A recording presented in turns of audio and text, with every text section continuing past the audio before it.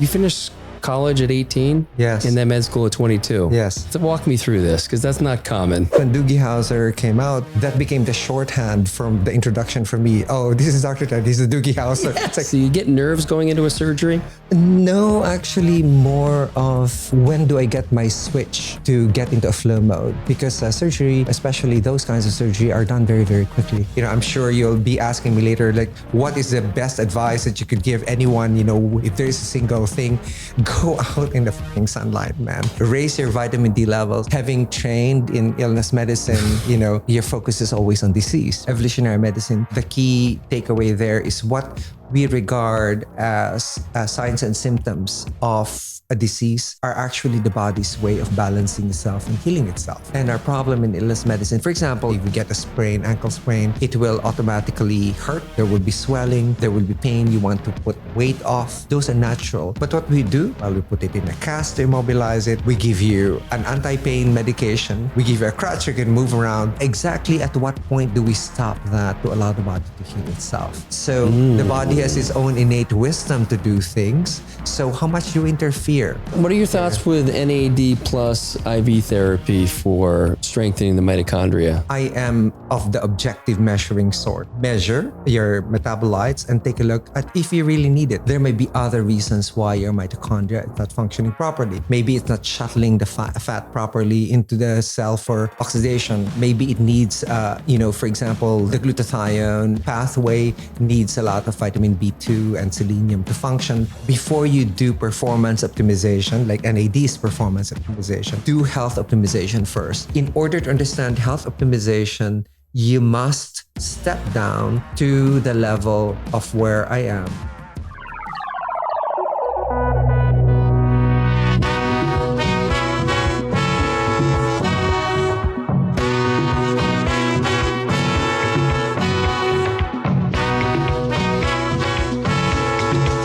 Dr. Ted Achacoso, you're the first guest in the new podcast studio. Well, I'm known to be buena mano, or a good hand. So you'll have many fantastic guests in here following me. Well, I appreciate that. So we got a lot to cover today. We're not going to cover nearly as much as I would like because your life is quite fascinating. You've been involved with so many different enterprises. And even still, I think I would love to start with, you finished college at 18? Yes. And then med school at 22? Yes.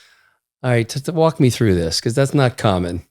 Yes. Which is there's going to be a thread going through this conversation. This is not common. Yeah. Actually, it's quite interesting to be shoved out of your house at 15, right?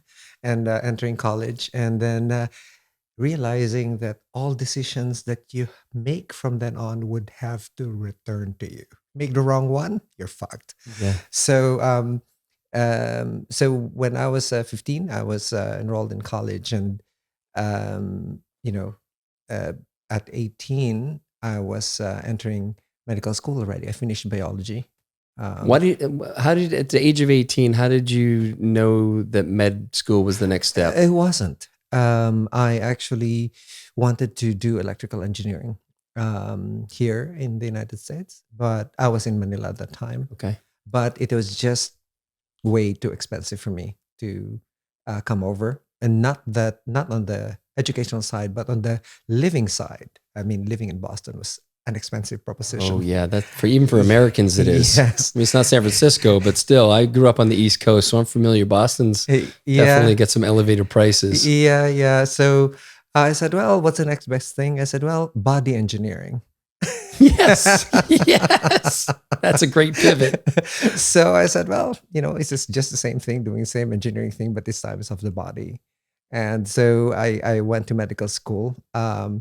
I was very young, and I was always considered the emotional retard of the group because, everyone was just like in their 20s, and here I am, like totally, all right, here I am in the medical school. What am I supposed to do here? So that would have been before the time of Doogie Howser. So people they weren't familiar with the concept of someone going to med school so young. No, and in fact, when Doogie Howser came out, that became the shorthand from the introduction for me. Oh, this is Dr. Ted. He's the Doogie Howser. It's like everyone understood what it was. Yes. And it was actually interesting because having to relate with, I was the youngest in class, of course, and having to relate with patients. As you said, there's a common thread. One time I was already super specializing in interventional neuroradiology. It's now known as minimally invasive neurosurgery. And there was an emergency case that came in, and I went in, and the patient looks at me and says, "Is there anyone older than you who could take care of me?" And at the time, I was the fourth in the country being trained in the specialty, right? Because it's a very new specialty then. Yeah. And I said, well, my mentor is currently in the United States at the RSNA. And I said, if you want, I can call him up. And so they called up their neurosurgeon, and then they said, and then he said, well, he's the best that you can have in this country. It's like I just have the confidence and trust of my mentors and the people backing me up because I was so young, right? Yeah. I was like, no, he's actually great. You can trust him. But looking at my face, it's like, I need someone older. Yeah. Were you going into a surgery like that? Like, I played sports growing up, and so there were, nerves before games. Do you get nerves going into a surgery?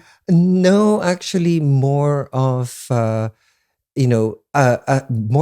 when do I get my switch to get into a flow mode? Because surgery, especially those kinds of surgery, are done very, very quickly, right? Before this age of the newfangled toys that we have right now, which is like digital subtraction, geography, etc., we had to work with a fucking fluoroscope, man. It's like, 11 images in 1 second. And you had to do this, follow the dye, and take a look at it in the brain. And for me, I'm lucky that I have a wonderful memory. So I could just close my eyes and follow the dye in my head before they even get processed to be laid out in front of you to see where you're supposed to poke the brain, right? That's a joke. I used to poke brains for a living. But before that, I also actually did train in pharmacology and toxicology. So I had a 1-2 punch. I also know how to poison you. You're quite the bag of tricks. Yeah, my passion has really been on psychopharmacology, especially for indigenous medicinal plants. So I've worked on indigenous medicinal plants for a while, but the first work that I did was actually not on the brain, but on fertility regulation. As you know, one of the biggest problems in the Philippines is actually population control.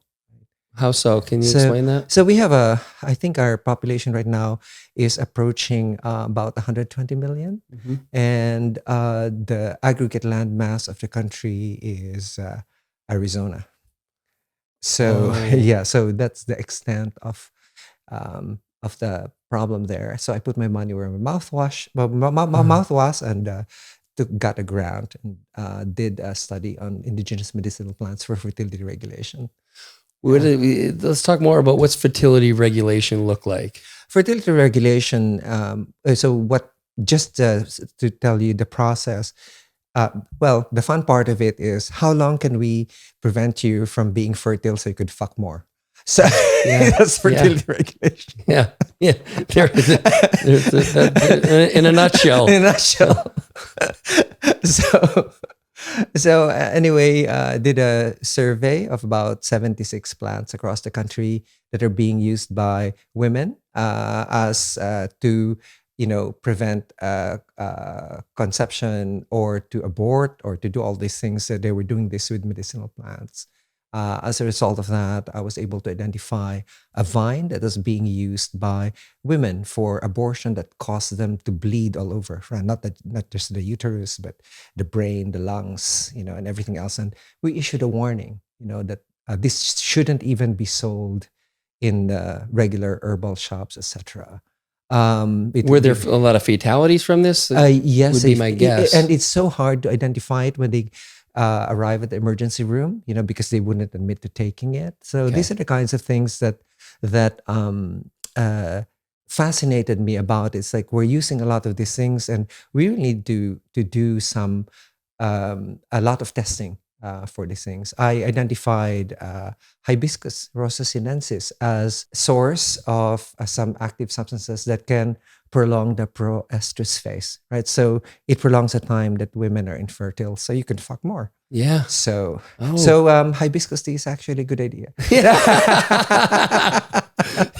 It's the new age, or I guess old age rubber. Yeah.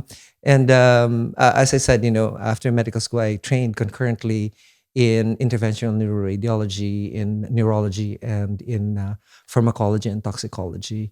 And then after that, I got an invitation from George Washington University Medical School to become faculty of their Department of Computer Medicine. Now it's called Medical Informatics. I was lucky with my mentors. My mentors in the Philippines were the ones who started the field in the country. And here in the United States, my mentor, Bill Yamamoto, was the one who started the entire field of medical informatics in the world. So, I arrived there on summer of 1988. And Damn.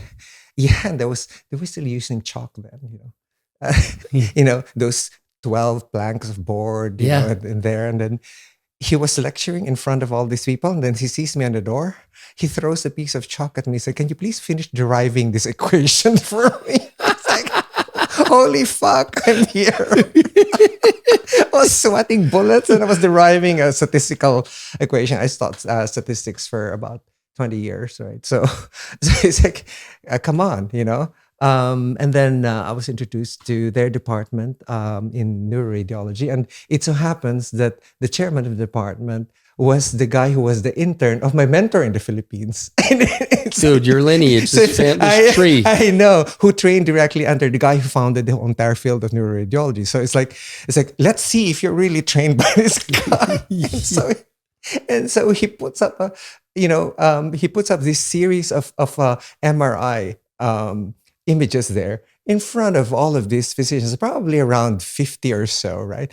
And says, Dr. Achacoso is now going to discuss to us the implications of Peter's bone. Holy fuckaroni. It's like, you just step in and they start. But it's actually quite interesting because after that, it's like, roll out the red carpet. He really was trained properly. You rose to the occasion. Yeah, you passed the test. Yeah, and it was in Dr. Yamamoto's lab where he asked me two questions. He said, "Is consciousness computable?" I said, "Yes." And "Is beauty computable?" I said, "Yes." He said, "In this lab, you only can answer one question." And I chose consciousness. I should have chosen beauty. I would have been really rich by now. So what's that journey been like about trying to really? At that time, I was working on a worm. It's called C. elegans. In fact, I am now known to be the guy who wrote the first complete connectome for an organism. Before, there was no name connectome. I called it a neural circuitry database, meaning all the network of the neurons of C. elegans, right? And I based it on the electron micrographs of Sidney Brenner, who's a Nobel laureate, exactly for the work on C. elegans that he did. When I was doing mathematical work on it, what I did was took a look at the networks, and I said, well, am I able to isolate all these sub networks in, right? Am I able to remove like the circuit for locomotion, the circuit for feeding, the circuit for mating?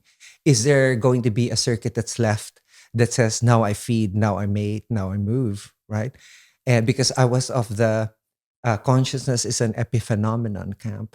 What's that mean? It's just derived from the complex functioning of the brain. Okay. Right?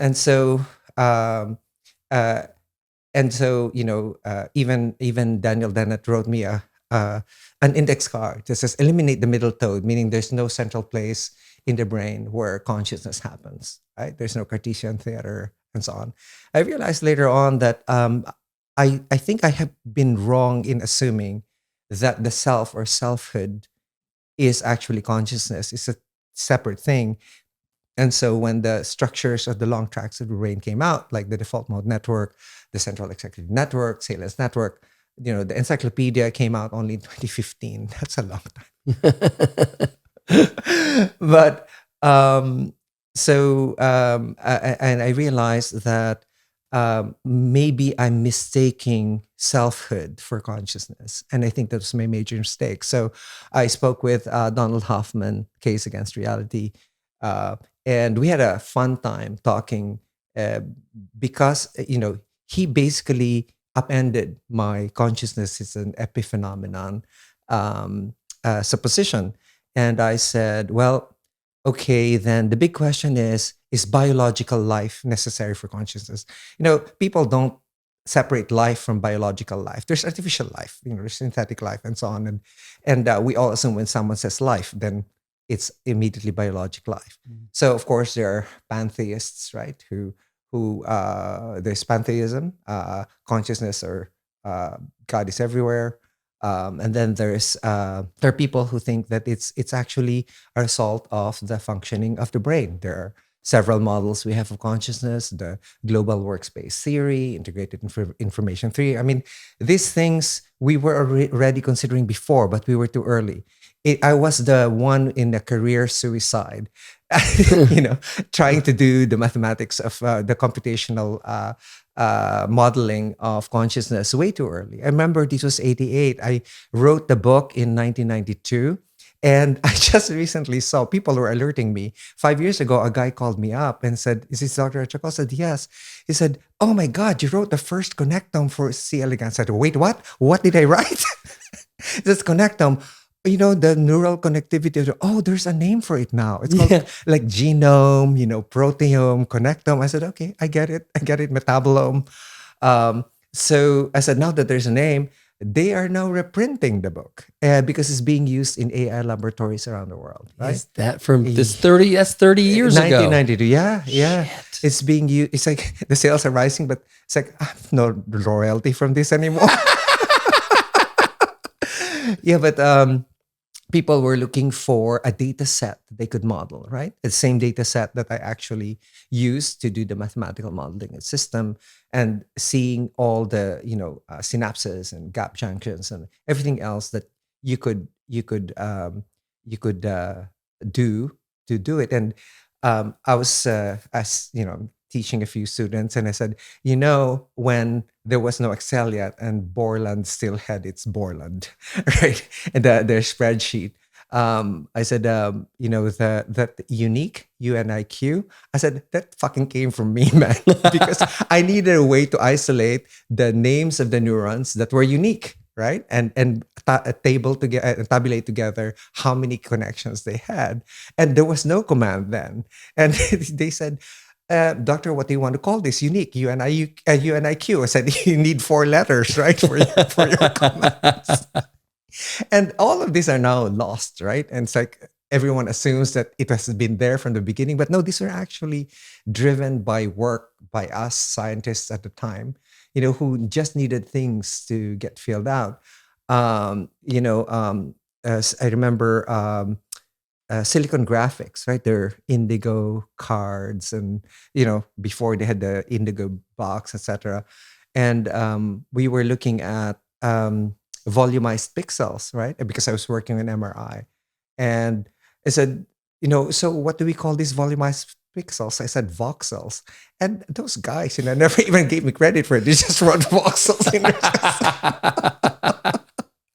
So you've gone on to so many different things since then. Do you still get, now that the book's being reprinted, are you getting pulled back into that space, or are you like, I'm on to other things now? I'm being pulled now, but after after that research, I actually was asked to become a science and technology advisor to investment funds. So is that how you became a quant trader? Yes. I was trying to figure that out in your bio. I was like, damn. Yes, of course they recruited you. Yes, I got recruited. I ran my first groupware company when I was 35. So it was very, very funny. I was being given money, right? Here, start your own company. I said, no. I don't want to start any company. And, I said, let me think about it. And I thought, if I don't start my company now, when else am I going to start a company? So after 2 weeks, I said, okay, just for experience of having a company. So I did have I did develop the first commercial wireless groupware. So What's that look like? that communication thing on your phone. Yeah. I actually did all of that work for Nokia, right? So so that's the thing that you see when you're doing your communication, your synchronous and asynchronous communication systems. Yeah. We actually did that way back when, right? And again, this is too early, and there's still some evidence, some traces of interviews that I did where I said, yeah, the next generation is really putting the internet in your pocket. I said, no, it's not that. It's actually making it useful as an internet in your pocket. So you need to have that's the genesis. Yeah. It's Yeah. like it's useless to have an internet in your pocket. It's like you have to make it useful. And that was like the beginning of the apps and stuff. And we were using, of course, wireless browsers and so on. So we drove the development of the Java language. You know, we had a huge problem with, I don't know, their programmers are there listen to you. You know, remote method invocation was part of the project that I did with Sun Microsystems. It was a fun time, right? Where you could there was just camaraderie all around, and you were not thinking of intellectual property. You were just sharing all of these things. And that was a fun part of it, because I grew up. I was at the internet. I was solving Navier-Stokes equations for my worm, right? How come 80% of my worms were corkscrewing to the right and the rest were corkscrewing to the left? And I was thinking, are there more synapses on the right side of the nervous system or not? So I was doing this hydrodynamics equations, which there's no single solution, right? There's an optimal solution, but there are several optimal solutions. And you post your question on the internet at the time. And the next day, 6 Nobel laureates answered my question, right? This is the way to look at it, et cetera, et cetera. And then when AOL took over, I said, we're fucked. I said, this is it. This is the beginning of the destabilization of the network. So that was a kind of, and then from then on, I actually moved farther and farther away from net and net technologies, because everything was just being built on top of where you started, right? Some things still surprise, but as the common complaint that you hear, where's the innovation, right? And usually the innovation arises when you really totally just pull out everything from the base and end up replace it with something new, right? Yeah. And so from that period to now, you've completely shifted back to medicine in a completely different way. Yeah, after that running the company, I had artificial intelligence models, neural network models for foreign exchange trading. How long ago was this? When I was 40 years old. So I traded for 5 years. Okay. Yeah. And I had an evolutionary, there were articles written about it. I had an evolutionary way of doing things. I had 5 different, I basically at the beginning of, on Sunday, when Sydney opened, I had like 12 different species in the landscape. Some were flocking, some were fuzzy logic, some were, depending on what AI pleases you. But there were 12 species competing in the same landscape, right? And then you call them out depending on their progress during the week, and sometimes you're losing money all the way to the Thursday. And then the one that's left sort of like quadruples all of your money on the last day. It's like, holy shit, it's right. Edge of your seat. But that's where I learned my favorite term, tantric trading. You watch and watch, but you never pull. Little did I know I've been doing that a lot. I wish I hadn't known that. Because we just called it holding your nuts. Yeah. No. It's called tantric trading. You watch and watch, but you never pull.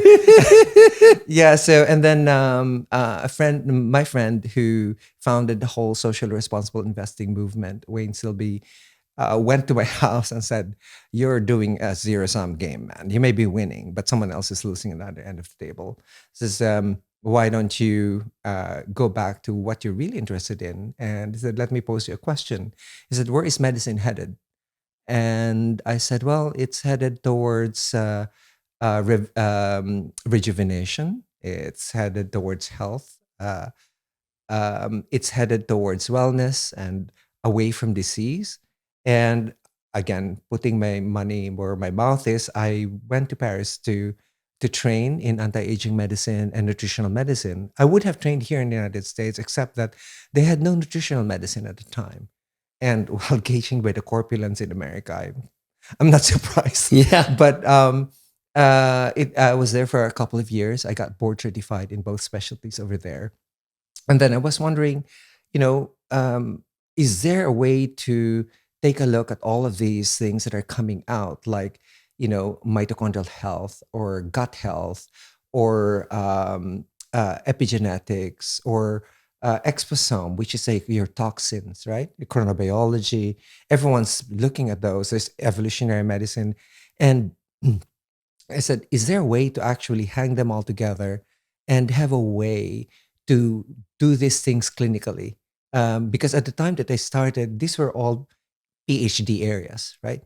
It's Yeah. like PhD areas, and it's very different when you're clinical. When you're clinical, you sit down and a patient is seated in front of you. What the fuck are you going to do?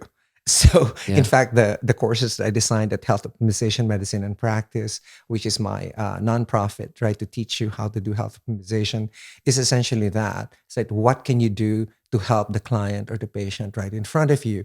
You can dig as deep as the electron transport chain and so on and so forth, but there is a person in front of you that needs help. So what? Yeah, and they don't care about all that. They need help right now. Progress right now. So and then my other problem there was, how do I get this acceptable by the illness medicine community? Oof. Having trained in illness medicine, it's like your focus is always on disease, right? Disease. And I was so disgusted, Carl, when I was teaching a mitochondria course, right? For physicians, and I went to ask for continuing medical education credits, semi credits, and I was denied. And they said that, oh, that's basic science. Doctors already know that. And I was incensed. It's as if, basic science never evolved anymore. So that, I use those things as motivation. Yeah. Right. And then, seeing my family members and friends go to doctors, one has Alzheimer's and diabetes and heart disease, and they would have 3 different preventive lifestyle recommendations. Like, really? 3 from 3 different specialties? And this is what happens when you do prevention of disease, right? Mm-hmm. So when people tell me, is health optimization about disease prevention? It's not. It's about health optimization, because health optimization has no goal. You have to optimize continuously, right? Whereas disease prevention is, absence of disease. That's your goal. Yeah. Right. In fact, the definition of health that I usually give, and people can find this online, is health is A plus B plus C, right? A is the absence of disease, which is, all of the specialists that you go to. And then B is the balance between the anabolic processes, or processes that build, and catabolic processes, or processes that destroy, according to the C, the cycle of life of the organism. When you're younger, you're more anabolic, right? When you're older, you're more catabolic. And what you do is to put everything right at the balance point. So what I do is really very simple. What I did was took a look at the technologies. What can you use as an objective measure for health, not disease, right? And for that, we have neglected really crucial development in our laboratory. So I cannot blame illness medicine for focusing on the heart, the lungs, the kidneys, the liver, etc., because that was the laboratory that was available to us. That was the technology is available to us at the time. But now the technology has now evolved. We can peer inside the cells. We can take a look at what cells are doing. But the thing is, we're fucked, because we're always just taking a look at the center, which is the DNA, Yeah. and we have become a DNA-centric society. But really, we are able to take a look at the functioning of the cell, and it's the metabolites, right, that actually reveal what the cell is doing. So it's like this: DNA or the genes can reveal what can possibly happen, right? And the transcriptome reveals what appears to be happening.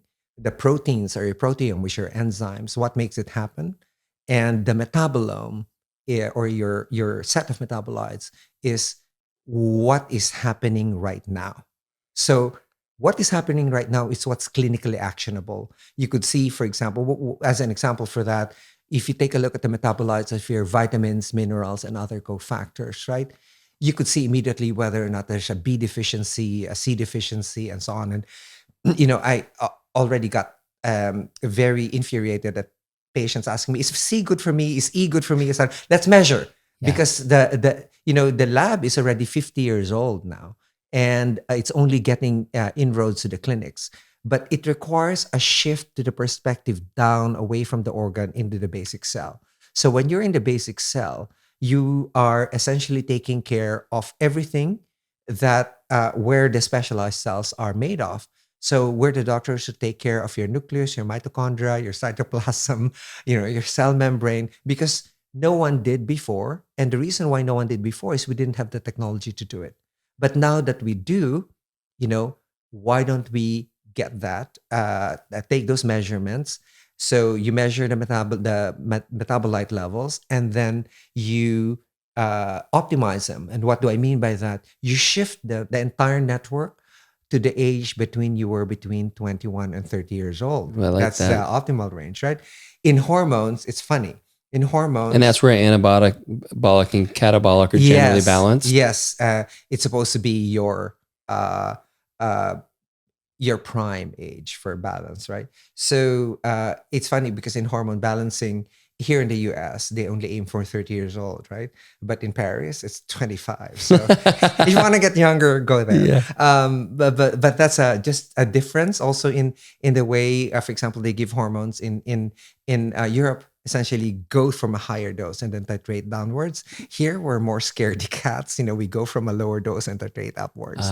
So we have a different way of doing things, right? All right. So I want to pause for a second because there's a few things I want to go back sure. to. For one, you mentioned I'm not sure if you mentioned all seven of them, but your 7 pillars of health, and then you talked about home hope a little bit, what you're doing now for physicians and practitioners. And so I'd like to speak a little bit about both of those, and it probably dovetails into one another. But Sure. your home hope program is really, and we were talking about this earlier, is Med School 2.0. Yes. It's really teaching doctors and practitioners what they need to know to sit with someone across from them. Yeah. So I like to summarize this as, we don't do root causes of disease. We do root cause of health. There's only one. It's the balance between anabolic and catabolic process in the body. And when you get that, you become very Eastern. You're yin yang right away, right? Yeah. So where you're between chaos and order and so on and so forth. But the 7 pillars, I actually put them together. The first thing I put in there was clinical metabolomics, right? Metabolomics is essentially before non-clinical, but now the prices have come down. It's available to consumers. You could get your vitamin, mineral, hormone metabolites taken.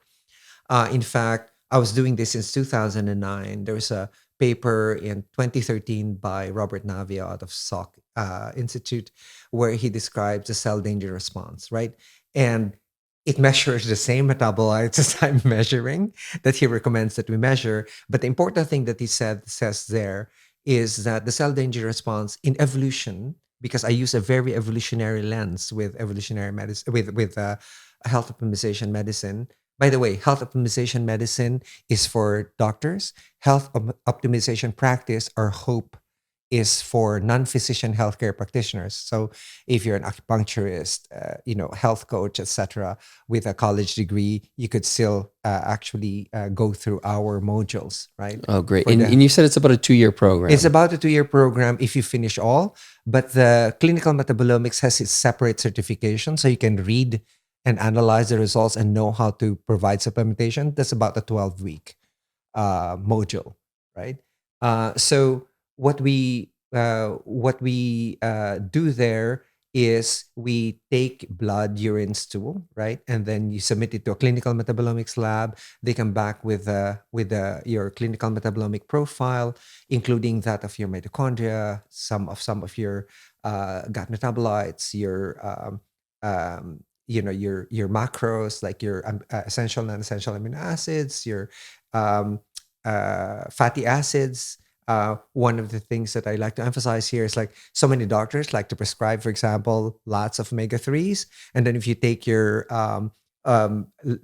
profile there, you could see that they're over supplemented with omega 3, and the ratio has been shifted. Right. The one thing that you remember in health optimization is that you have to deal with that entire network.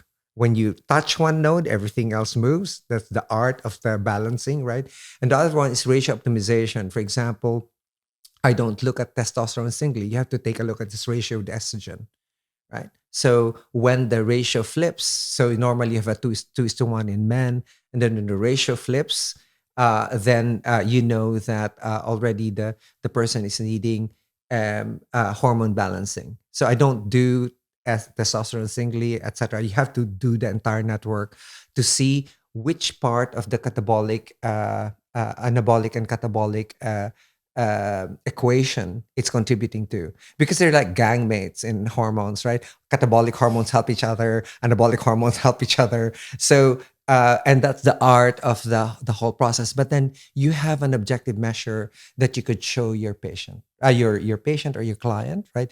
And all my charts are online, right? So you if the doctor requests it, from any country in the world, then you could actually see exactly what's being done to the patient or the client, and what the client is taking. So that's clinical metabolomics, where you do take a look at this list of metabolites and replace them. And with Navio's cell danger response, he said there are really only 8 ways by which a cell responds to danger, and here are the things that you should measure, right? In that are measured to show, because the metabolites are the primary drivers of this response. Yep. Right, and then and then from there, I went to bioenergetics or mitochondria. In fact, I got known for that first. One of the most embarrassing things that happened to me, I think, as I was on my way to Keflavik, and I step on on the Iceland Air plane. And it's like, "Oh, you're the mitochondria doctor." I said, "I am." They said, "You were just in the documentary." I said, "Seriously?" I forgot already. I was in a documentary. What documentary was it?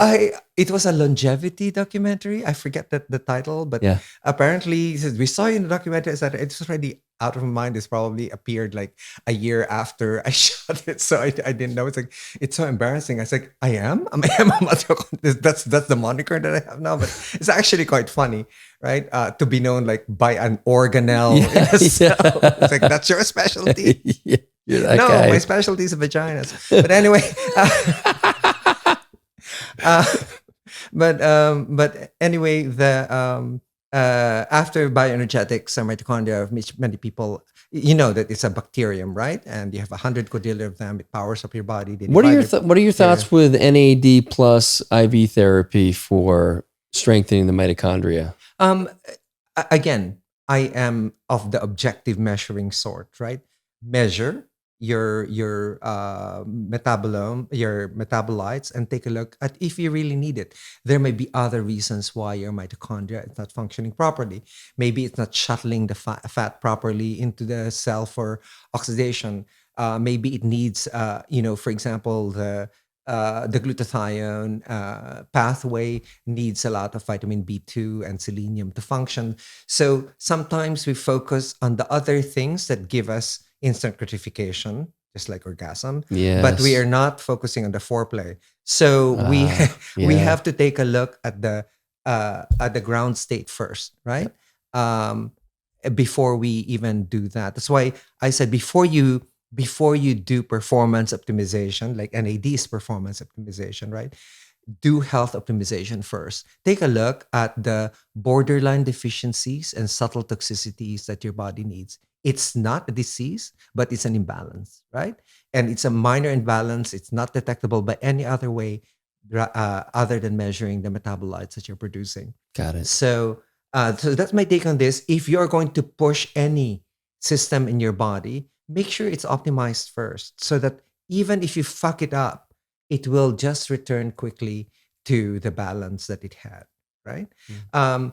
Because for all you know, it may just need really a vitamin B3 boost rather than an actual NAD boost. But I am not saying don't do it. What I'm saying that is that yeah, if you want instant gratification, And look sure. under the hood to see if Yeah, it feels great. But for yeah. me, it's like where the way I tell this to patients and clients is like, before we had the Model T Ford, where our dashboard was simply your fuel gauge. And that was about it. Your engine temperature, right? But then now we have the Teslas of the world that monitor the tire pressure, your windshield wiper fluid, how much is in there, and it's just like deficiency of those is like a deficiency in alpha lipoic acid, for example. So now we have a more complex set that we can detect because we have metabolomics, right? Yep. So you have a different set of things to watch, and you can watch them closely. In fact, our cars are better taken care of than our bodies because, every 3,000 miles, it does this following, you have to do the following, but our bodies don't. But now we do, right? We take the metabolome levels and you could metabolite levels, and you could actually do something about it. That's a key part, is that can we do something about it now? Right. Right. So after bioenergetics, mitochondria, there's the gut immune system. When I was growing up in medical school, the bone marrow was the biggest immune system, right? And now we know that's actually the gut that's the biggest immune system. People take that for granted. That's not only within the past 10, 15 years, man. It's not been forever. So a lot of old doctors are still adjusting to the fact that the gut is the largest immune system there, and it's the first teacher, right? Because you eat, and everything that you eat will have its own immune response with the body. And as I like to say, the Department of Defense has the biggest budget.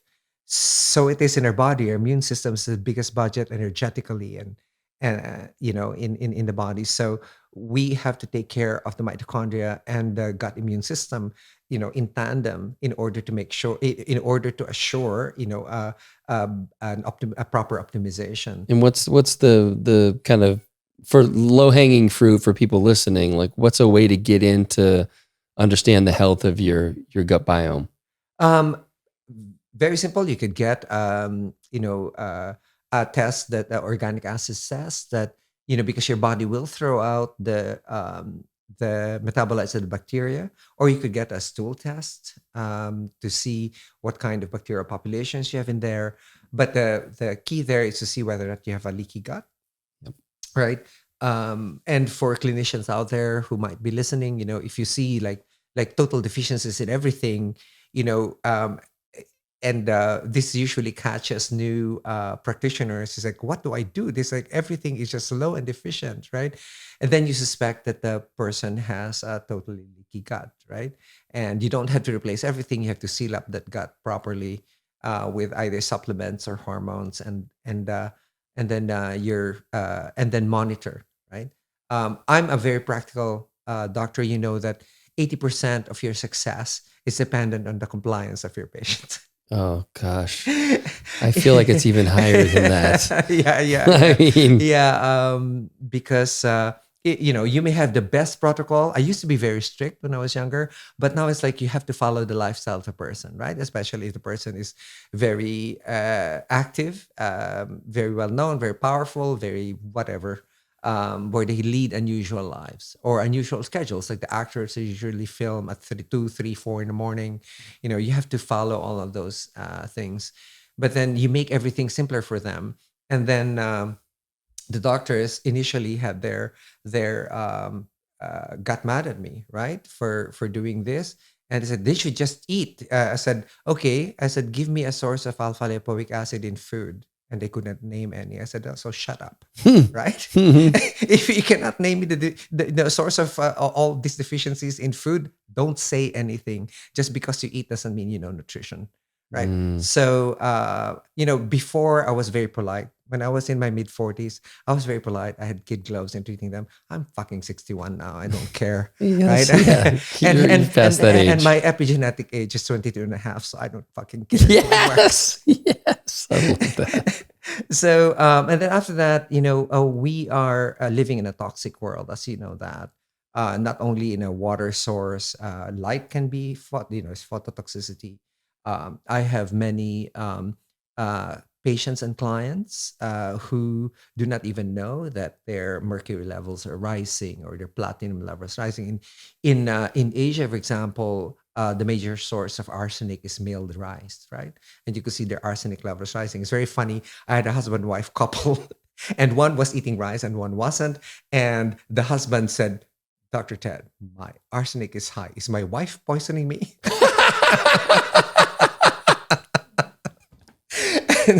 and I said, arsenic and old lace. kind of reminds you of that thing a little at a time.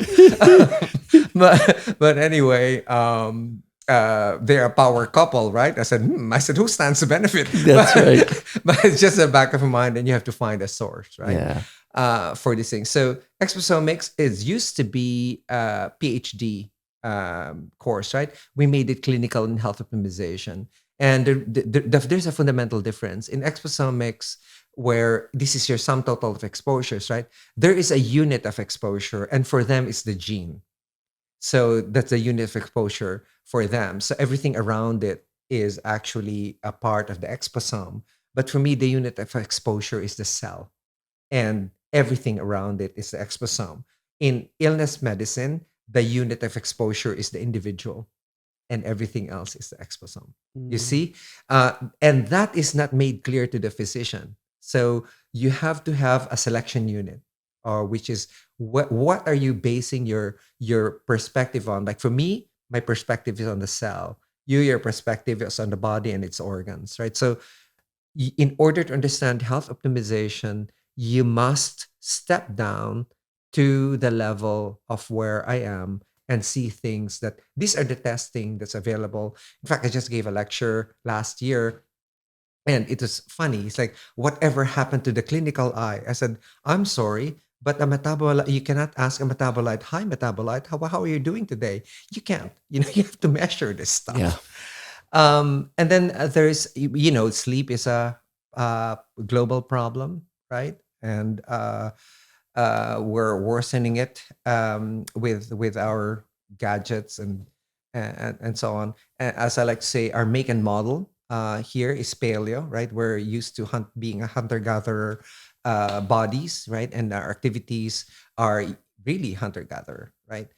So I like to say that women actually were the ones who invented bodybuilding, because they were carrying their kids around close to the camp, to the base camp, right? And then they were picking fruits, right? Yeah. Yeah, so they were carrying heavy stuff, or they would fetch water, right? So they were the original weightlifters, not Yeah. us. We were the original aerobics people, because we would look at the sun and run Yeah.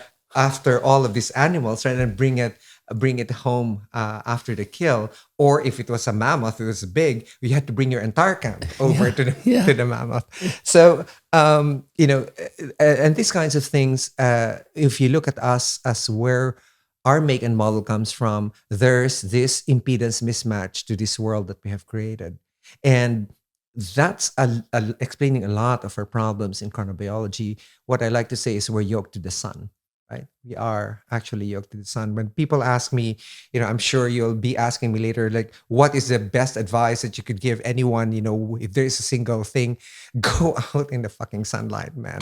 It's just raise your vitamin D levels. I have patients who have various sorts of diseases, but when their vitamin D levels hit about 60 nanograms per DL, the diseases seem secondary, right? It's easier to manage. And of course, illness medicine says, that's way too high. Right? So, and if you take a look, there's one paper out there, actually, the toxic limit is around 225. So you're very, very far off. I know of a friend of mine, a psychiatrist out in Florida, who their wards had skylights, right? And they opened up the sunlight.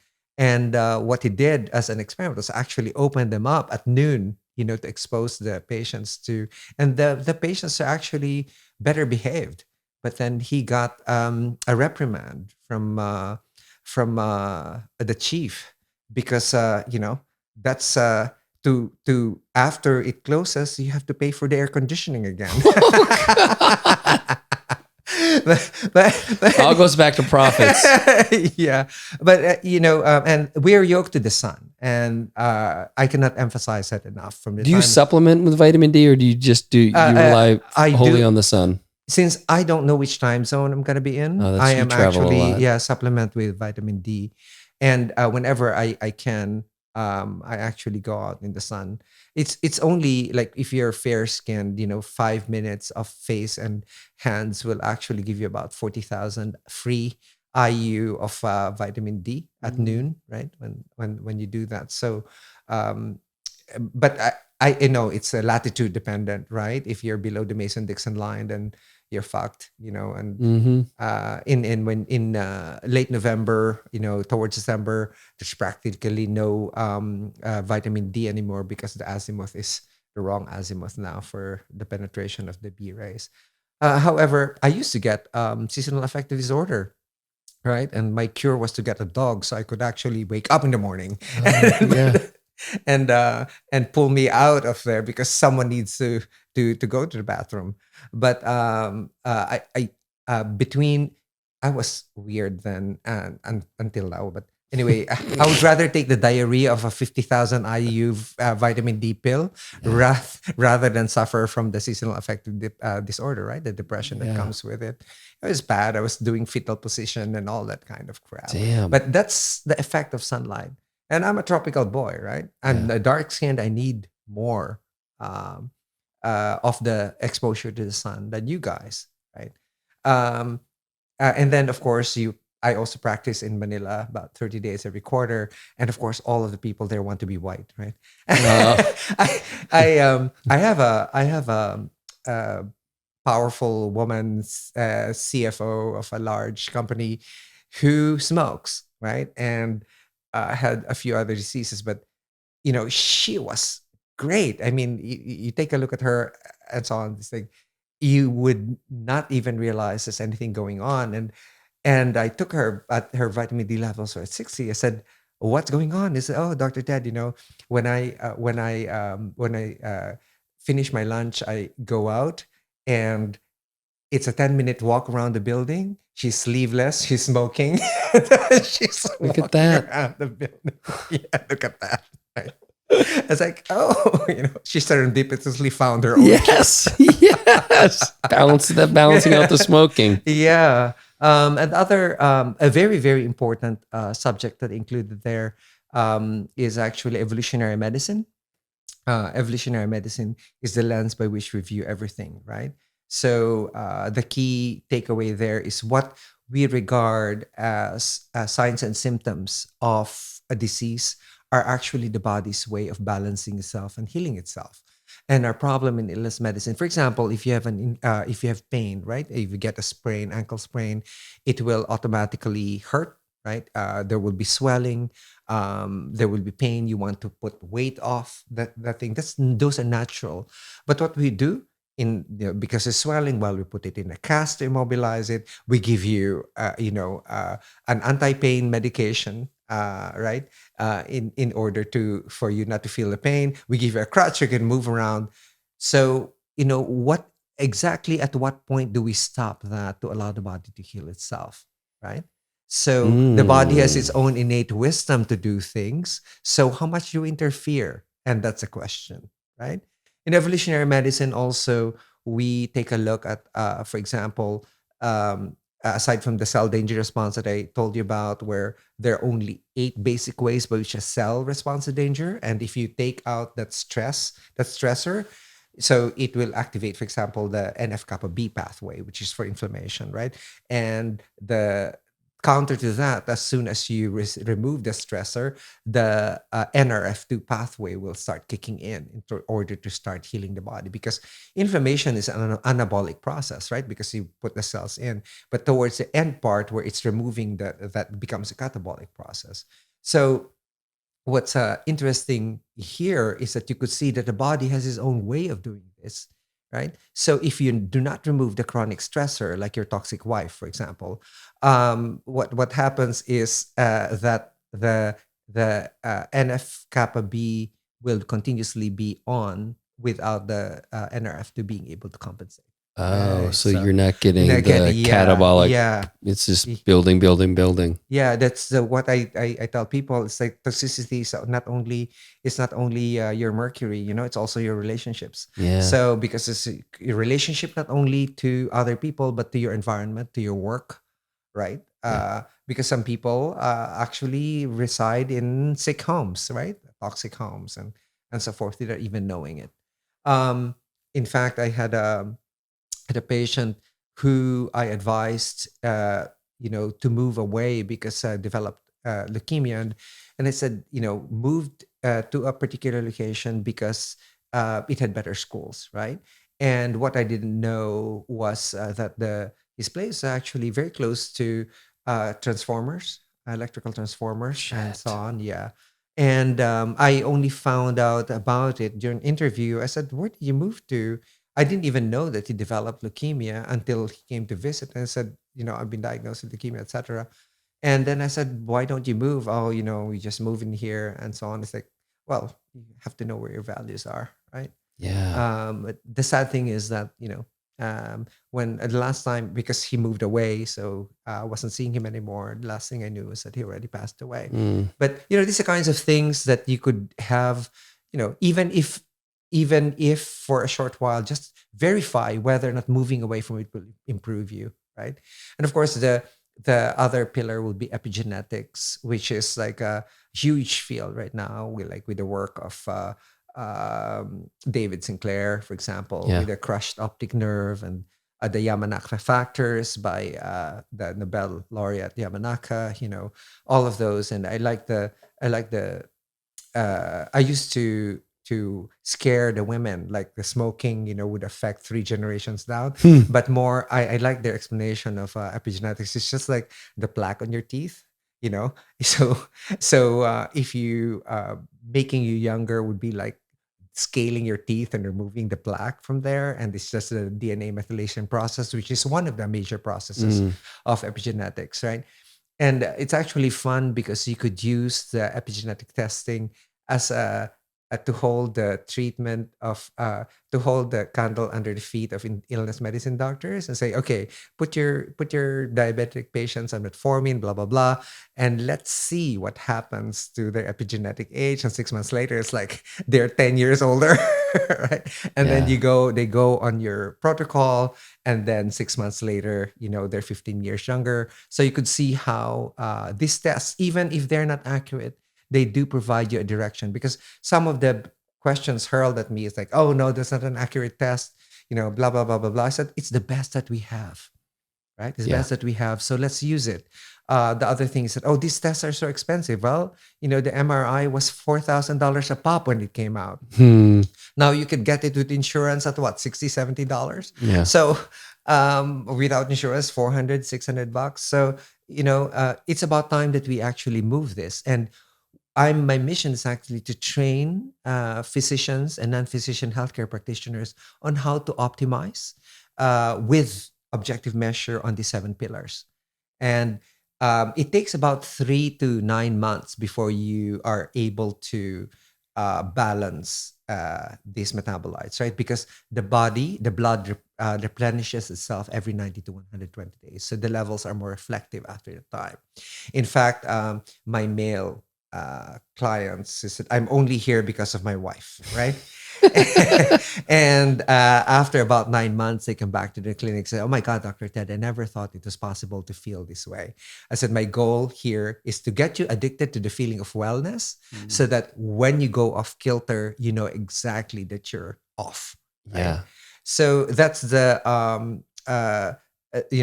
the practice that I do. But in the meantime, what do you do with someone with anxiousness or sleeplessness or pain, right? Or ADHD, just unable to focus, or just has no energy, right?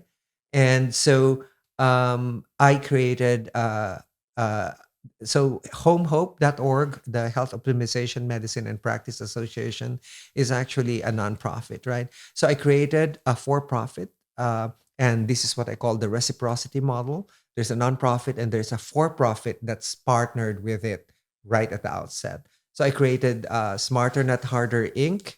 As I told you, Kyle, we're not a condom company, right? So, so we're the makers of prescriptions products. Here. Yeah. I've got them right here.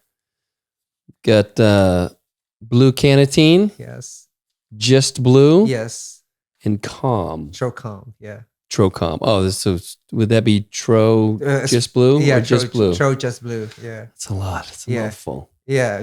But people just So walk us, well, obviously, yeah, as you were. Yeah. We'll get into the different products. Yeah. So no, actually, the prescriptions is the brand of products made by SNH, and what we do is we donate part of the profits, in fact, large part of the profits, back to sustain health optimization medicine and practice. Because, at my age, you don't create just for-profit companies anymore.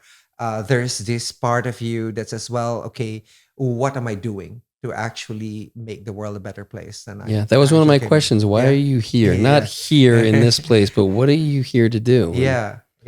It's like it's time to it's time to have a reciprocity model where when you're doing a for-profit company, have a nonprofit that actually does good to help. This is not for me. As I said, this is the medicine of your grandchildren. This is now no longer your medicine, right? But we're just here to lay the groundwork of this. And here's the for-profit here that actually supports it. It assures that it will be available for a long while, right? So the first product I actually made was made for me. It's blue canatine. It's everything is in name blue. All the best things they're made for the person who they couldn't find it. Like, I need this. I'm going to make it. For your writer viewers, one of my favorite books is by William Zinsser on writing well. And his first advice is first write for an audience of one. And for me, first create a product for me. Yeah. Right? And since I travel a lot, when you land and you're jet lagged, it's 12-hour time difference. You have to lecture to 500 doctors as soon as you land, or you have to meet with heads of state or, important people. You have to be on, right? And people always ask me, what are you on? I wasn't on anything. I said, it's about time I would be on something. All right. So I created a gum actually that had methylene blue. Ka is for caffeine at 50 milligrams, and Na is for cannabidiol, right? And then Tin is for nicotine, 1 milligram of nicotine. So nicotine actually activates your nicotinic receptors, which is, of course, raises your acetylcholine. It's good for improving the working memory of your brain, right? And I intended it to what I call you have a wide focus, because when you're lecturing, you're focusing on your material at the same time you're focusing on your audience response. And if your audience is not responding, you change the tenor of your lecture and skip certain parts and make certain parts easy. Some parts, that's within their understanding. So I call it the wide focus. And since I formulated it as a gum, my friends started begging for it from me. Said, Ted, you should get this manufactured. So I went to do my research on who could manufacture this, and apparently, since it's a gum, it has to be done by a confectioner. Oh, yes. So I chose one in Rhode Island, etc. I went to meet with them and said, "Yeah, we could make this." And they said, "But we don't want to make it because it turns all of our equipment blue." So I said, there's a reason why it's a gum, right? It stays in your mouth for a long period of time. The exposure time is longer.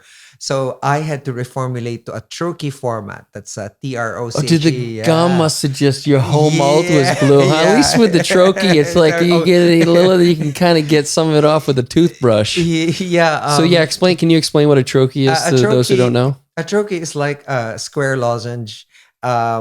but is inserted into the buccal cavity. The buccal cavity is a space between your gum and between your upper gum and your cheek, right? There's a pocket in there. And the reason why I chose that is that, unlike the underside of your tongue, which is only has a single layer of mucosa, you that will have a sudden rise in whatever it's absorbing, right? But in there, it will get dissolved because of the heat of the mucosa, right? That's why I don't like saliva getting in there too, because you're just going to swallow it. And so you will have a more even distribution, right? It rises a little bit more gently, and then goes down after about 4 hours or so. So the absorption is all about the dissolution of the troche uh, by the heat of your buccal cavity, not by its moisture. You see, Right? that's where I've been getting it wrong. I told you I've been doing them in the lower part. Yeah, and you'll get a vroom. Yeah, and it was mostly just an aesthetic thing because it was easier to clean it off when it was down on my bottom. When it was on the top, it would get all over my teeth and my tongue. Yeah, it's an unusual form of drug delivery. It's a standard form, but it's been there forever. But it's not been used because it really requires education of the users. But you know me, I'm crazy enough, Yeah. to say, if we have to educate people, then we educate people. I tell my guys, don't be shy to use the proper terms that need to be used. I just came in from delivering a lecture on GABAergic systems, right? And the title of the lecture was GABAdelic.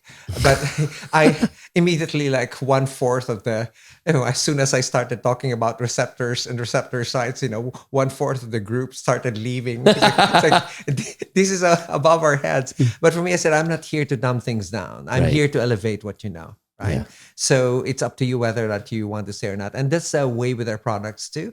Here's what we have. Here's what we're doing it for. The quality, we've always had a lot of questions about the quality for methylene blue. And the same methylene blue that you would be using for your IV is the same quality of methylene blue that we're giving to you orally. What do you think about methylene blue in the suppository? I've done that before. Have you tried that? No, I haven't. No, I haven't really. Yeah. And It can make a mess. Definitely the toilet, but it can get in the undies too. It's just, Well, it can also be very incriminating. So.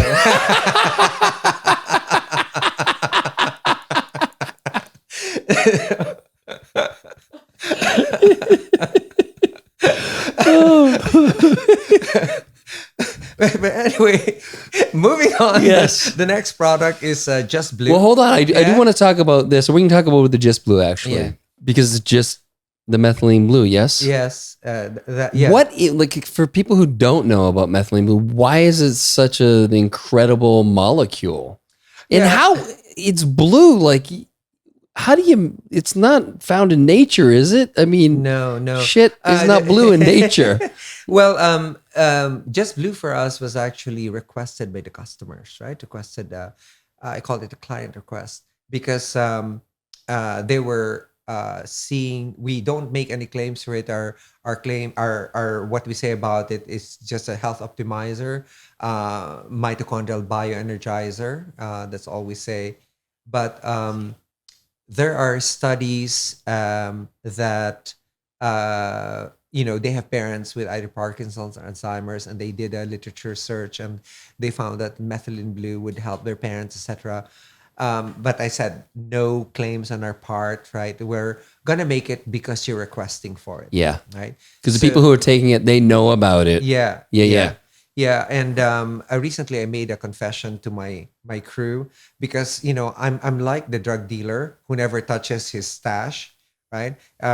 These are not for you to take, right? But since I'm already, as I told you, I'm already now 2 months on the road. I've become a Just Blue addict. You're getting high on your own supply. Yes, I'm getting high on my own supply now.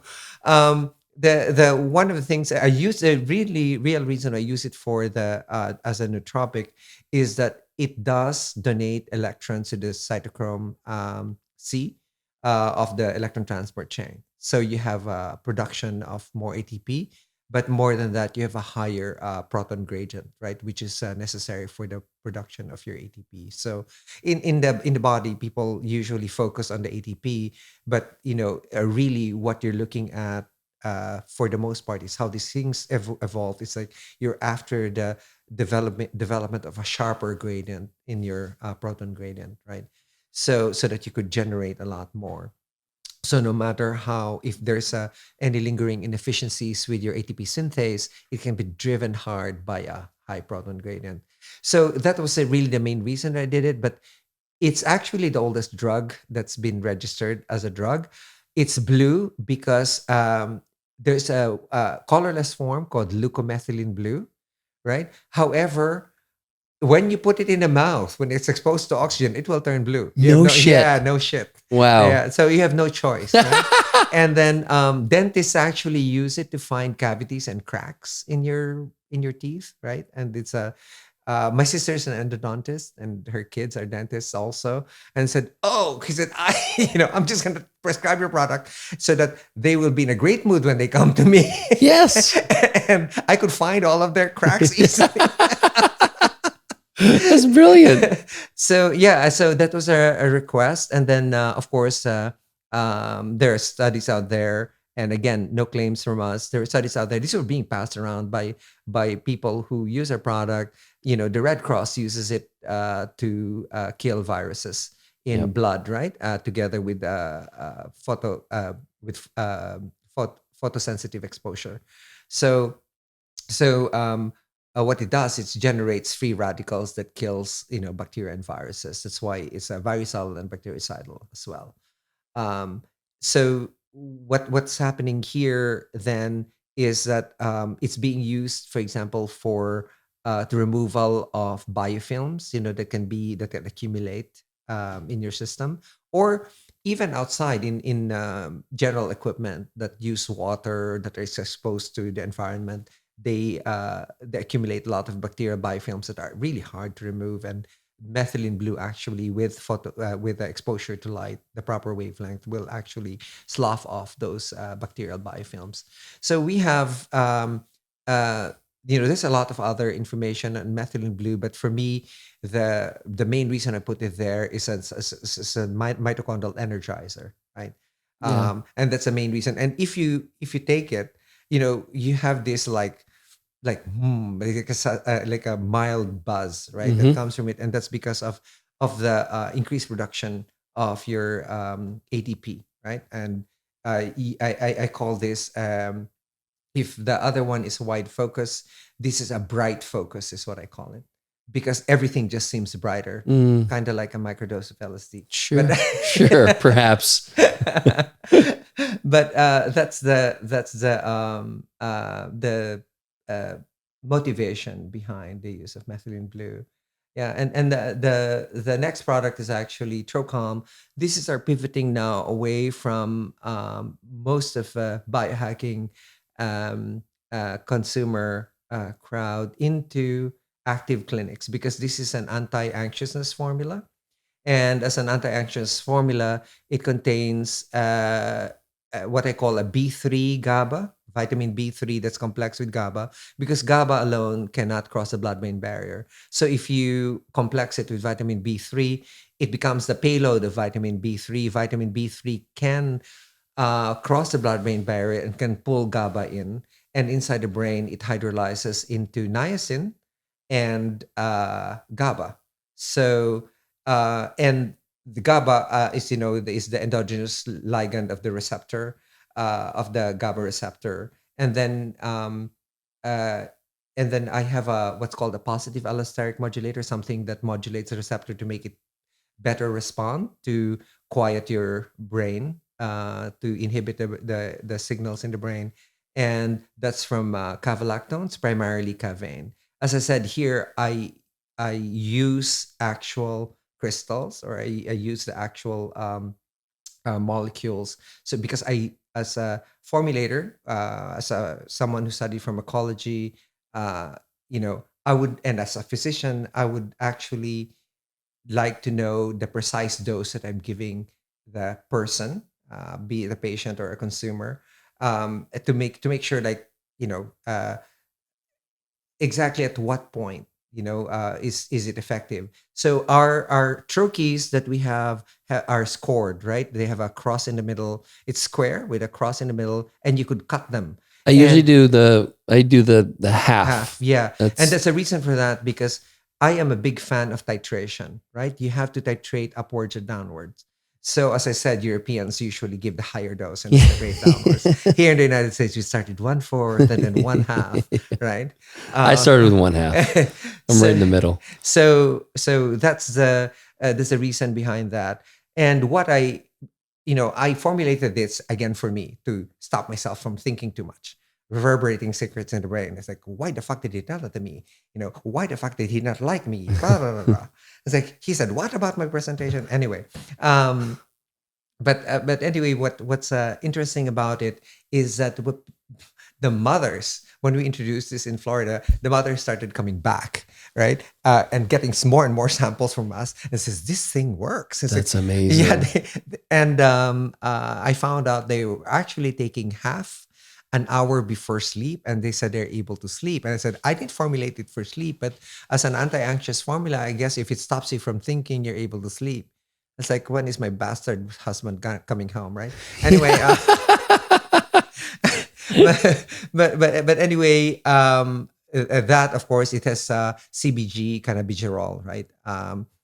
Which is a parent of the other cannabinoids, and it has CBD just to smoothen out, any sharpness that comes from the kava and the nicotinamyl GABA. Now, in the B3 GABA, just as a word to people who use it, vitamin B3 or niacin is actually energizing to the brain. So you really have to titrate, right?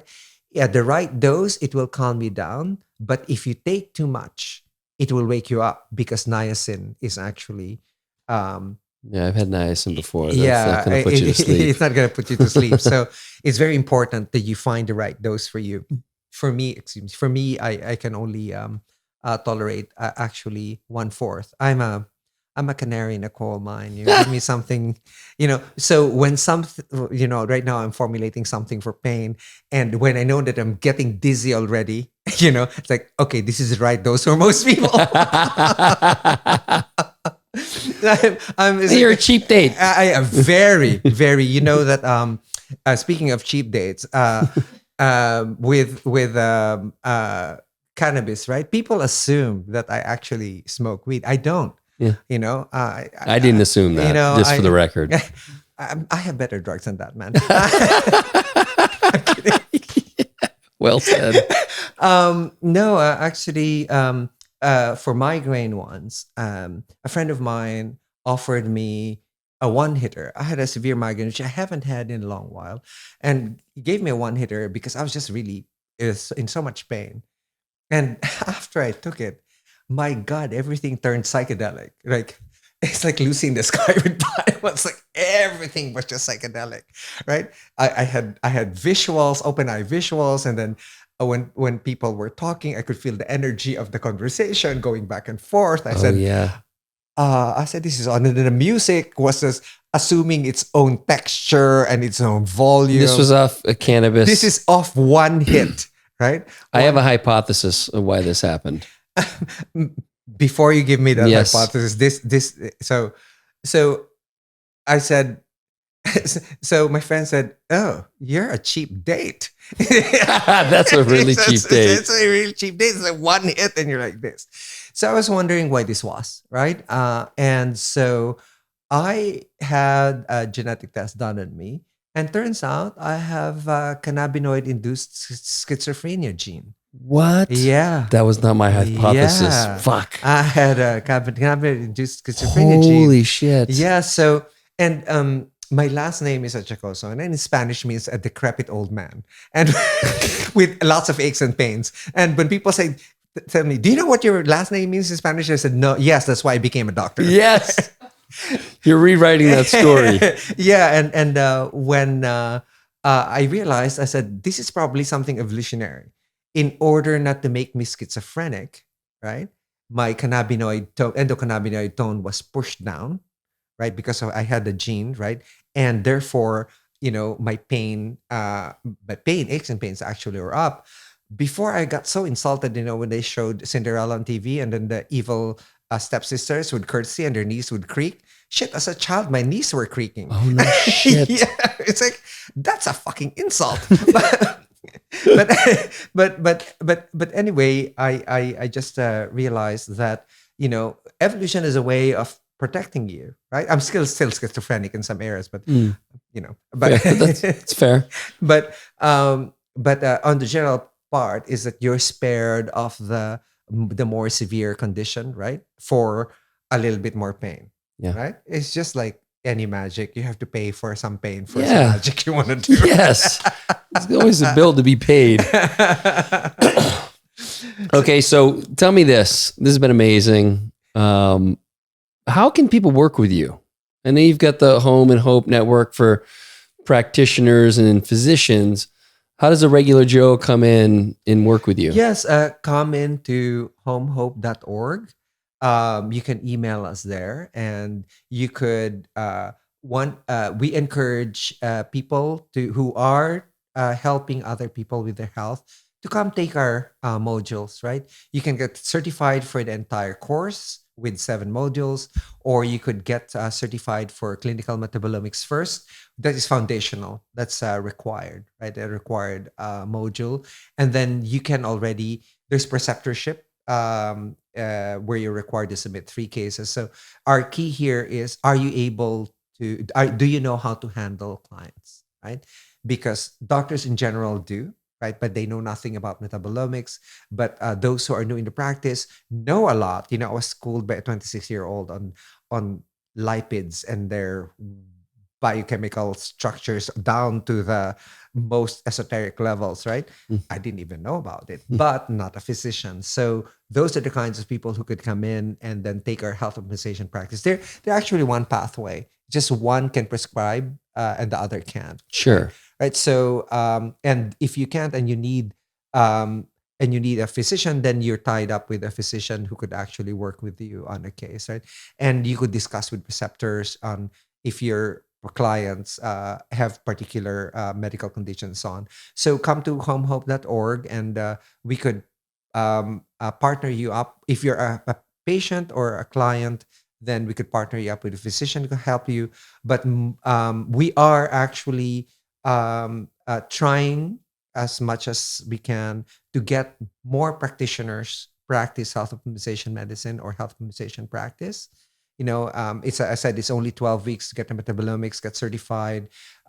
We currently have like a 3 set discounts if you're taking that and gut health and and the mitochondrial module. So all the essentials are actually right now we're actively marketing it. Again, the modules, um, many of them came from us and our what we did, but we also solicited lectures of other people, right? And we converted them. So those were also donations Mm. from lecturers from of international or world stature on their fields, or we used their books and they donated the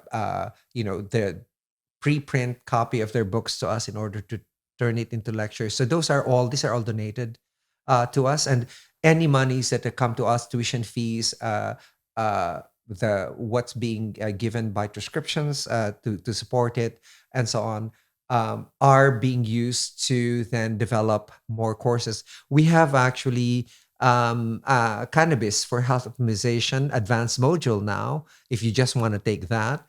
There's also peptides for health optimization. I'm writing up hormones for health optimization now. So these are very advanced modules, right? Yeah. But for fundamentals, you could go there. And as I said, if you're a practitioner or want to be a practitioner, please consider us. And we have practitioners now, in Australia, Germany, Netherlands, Philippines, of course, where it all started. That's where I'm actually pushing that it become a specialty or a fellowship at least, because it's about time, right? Yeah. That this thing happened. So that's how. And if you want to take a look and support our products, where wait, my newly installed CEO wants me to say this. Say It's it. it's Say it. it's physician formulated. Um, Don't fuck it up. no, precision. What is it? Ooh. Pharmaceutical grade. Oh, yeah. And precision dosed. Right. Oh, there you say go. it one more time. Physician formulated, pharmaceutical grade, precision dosed. Oh, come on. We'll cut out the first part. And we won't, but I mean, it'd be cool if we could. Hell yeah. And that's, yeah. So go on over to Troscriptions. And, I mean, again, I've done the Canatine Blue has been what I've tried, but I'm looking forward to, especially the Calm. I finally got my sleep back in a nice rhythm, but I'm going to try it tonight just to see if it makes any difference. Yeah, please do. Please do. And, I'm currently doing, aside from doing a pain formulation, also doing a sleep formulation. We've been testing the raw molecule, since it arrived in LA. How many guinea pigs do you have that are trying this with you? 4. Okay. 4 of us. Yeah. So it's like, all right, tonight all of us are in 2 milligrams. Yes. 3 milligrams, and people are having closed eye visuals.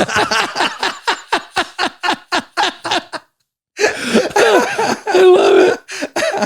Oh. By the way, what are you doing in town? I meant to ask you that. Yeah, because you've been traveling a lot. So, like, what made you stop in Austin? Because you invited me. There we go. And there's a conference here. Okay. Where is it this weekend? Yeah. What's it called? Modern Nirvana. Yep. Someone by Bryant. Yeah. Someone texted me about that earlier today. Yeah, we have a booth. And since it's Nirvana, right? So Trocom is the best product for it. It's like meditation in a turkey. Oh, brother. Yeah, you hope you brought extra. Yeah, we have quite a bit. And then, as I like to say, my crew, I said, Dr. Ted, we're going to be in Austin and we're going to whore you out to the bros. Yes, yes. This is a great place for it. I know. It's like, I've been avoiding it. It's like, okay, now you're here. Yeah. You gotta do it. Strap in. Yeah. But by the way, in case your audience doesn't know, this is a fantastic place that Kyle has here. He showed me this fantastic new place around here, which is, I think, going to be a magnet for, major events, both local, international, and global. Well, thank you, brother. And I'm really very happy to be the first. Pop the cherry in the portal. I love popping cherries, man. Yes, there you go. I gave you one. And as I said, I'm a lucky hand. So this will be. I picked the right guy. Yeah. Or you picked me. Who knows? The universe did. That's right. Correction. What do you say here? The multiverse did. Yes. Awesome. Thanks for coming on, brother. Thank you.